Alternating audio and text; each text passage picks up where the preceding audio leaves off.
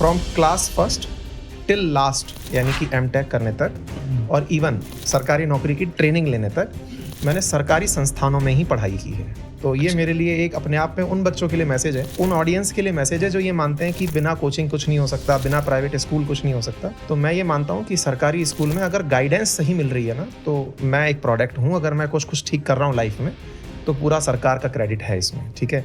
मैं ये भी ऐड करता हूँ कि मैं तो स्कॉलरशिप लेके पढ़ा हूँ, मतलब सरकारी स्कॉलरशिप मिली है मुझे और मैं उससे पढ़ा हूँ, ठीक है। अब तीसरा पॉइंट भी एजुकेशन में ऐड कर देता हूँ और वो ये है, एनवायरनमेंट जिस तरह का होता है बच्चा उस तरह से ग्रूम करता है। मैं ये नहीं कह रहा कि मेरी गवर्नमेंट एजुकेशन थी इसलिए मैंने अच्छा किया, मैं और अच्छा कर सकता था जब मैं दुनिया को और अच्छे से देखता हूँ। फॉर एन एग्जाम्पल, मैं जिन दोस्तों के साथ रह के पढ़ा लिखा उनकी प्राथमिकताओं में गवर्नमेंट जॉब था, उनकी प्राथमिकताओं में अपने शहर का बड़ा बनना था। लेकिन अगर मेरा ये तालाब बदल गया होता, मैं आज इस विषय को जब दुनिया घूमता हूँ तब महसूस करता हूँ। दुनिया के कुछ देश जाके देखता हूँ, जैसे हाल ही में परिवार के साथ दुबई गया, तो वहाँ जाकर गरीबी का एहसास हुआ कि यार अमीरी इतनी भी होती है क्या, लोग गोल्ड खाते भी हैं क्या, मतलब यहाँ तो सुना था गोल्ड पहनते हैं। तो वो वाली जो फीलिंग वहाँ जाके जुड़ी, इसका मतलब ये था सराउंडिंग का लाइफ में बहुत फर्क पड़ता है। तो आप जहाँ पैदा हुए हैं उस पर आपका कंट्रोल नहीं हो सकता, लेकिन आप जिएंगे कहाँ इस पर आपका बहुत कंट्रोल है। तो अपनी क्लास सेलेक्ट करते समय कि आप किन लोगों के बीच उठेंगे बैठेंगे, वहाँ बड़ा कॉन्शियस रहना चाहिए सर। तो सर ये आपने बात बताई स्कूलिंग की, आपकी पूरी स्कूलिंग कॉलेज वो सब हुई। कॉलेज में आपने क्या क्या किया, एजुकेशन क्या है आपकी? मतलब 12th के बाद मतलब साइंस स्टूडेंट थे, कॉमर्स स्टूडेंट थे? बीइंग ए साइंस स्टूडेंट मैंने बीएससी किया। उसकी भी कहानी बड़ी इंटरेस्टिंग है सर। मेरे पास बायोलॉजी था 12th तक, और बायोलॉजी के साथ में 14.5 में मैंने 12th कर लिया। तो बायोलॉजी के साथ क्राइटेरिया ये है कि आपको मेडिकल एग्जाम देना है तो शायद 17 का होना आवश्यक होता है, कुछ इस तरह का आज भी ये क्राइटेरिया है। तो पिताजी ने कहा कि अगर तुझे मतलब MBBS करना है तो एक काम कर, ग्रेजुएशन में एडमिशन ले ले, ग्रेजुएशन होती जाएगी एटलीस्ट, और कुछ नहीं हुआ तो तेरे पास BSc की डिग्री तो होगी। चलो ठीक है, ये कर लेते हैं। तो BSc में एडमिशन ले लिया।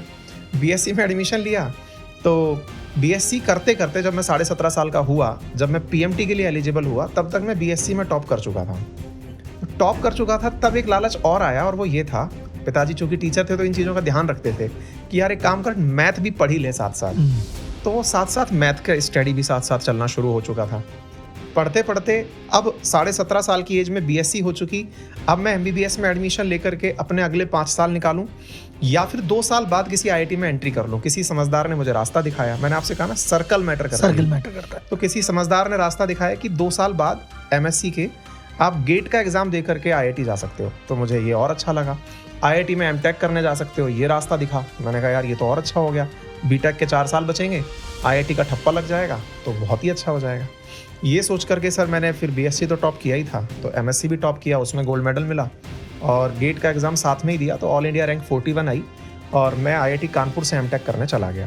तो एट द एज ऑफ, अब साल जोड़ देना सर, 17.5, 19.5, हाँ 21 साल की एज में मैं MTech कर चुका था। 2 मास्टर्स की डिग्री मेरी पूरी हो चुकी थी, और ये अपने आप में मैं अपने आप को मानता हूँ कि बड़ा रिकॉर्ड हुआ इंडिया में। मुश्किल रिकॉर्ड तो मैं नहीं जानता, मतलब ऐसे कुछ देखो, ऐसे कुछ ही लोगों में, ये तो नहीं कह सकते। देश हमारा प्रतिभाओं से भरा हुआ है। मैं मानता हूँ कि हाँ, मैं अपॉर्चुनिस्ट था, परिवार में सराउंडिंग अच्छी थी तो फायदा इस चीज़ का मिला।